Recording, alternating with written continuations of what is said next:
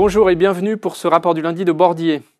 Nous avons toujours très peu de statistiques fédérales aux États-Unis en raison du shutdown de l'administration, mais les indicateurs disponibles confirment que l'économie américaine est aujourd'hui à deux vitesses.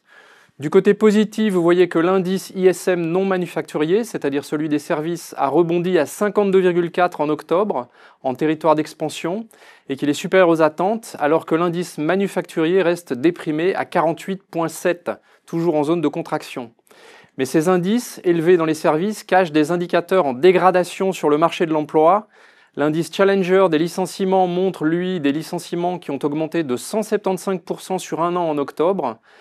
Un chiffre qui explique en partie le très faible niveau de confiance des ménages mesuré par l'Université du Michigan à seulement 50,3. C'est un niveau très bas et plus bas que ce qu'il était durant la grande crise financière. Côté marché, malgré des publications trimestrielles supérieures aux attentes, les actions ont reculé sur des craintes relatives aux valorisations dans l'écosystème d'intelligence artificielle. Et ce sont les États-Unis qui ont sous-performé à moins 1,6% pour le marché large, mais moins 3,5% pour le Nasdaq.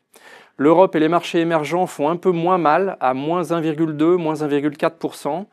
Et c'est l'or qui a joué en partie son rôle de refuge en se stabilisant avec plus 0,5%.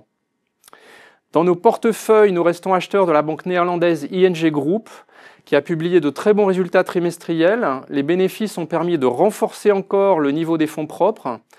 Et ça permet par conséquent de garder intact le potentiel de distribution aux actionnaires, et notamment, ce dont doutaient certains analystes, le potentiel de rachat d'actions. C'est tout pour aujourd'hui, merci de votre attention et à la semaine prochaine.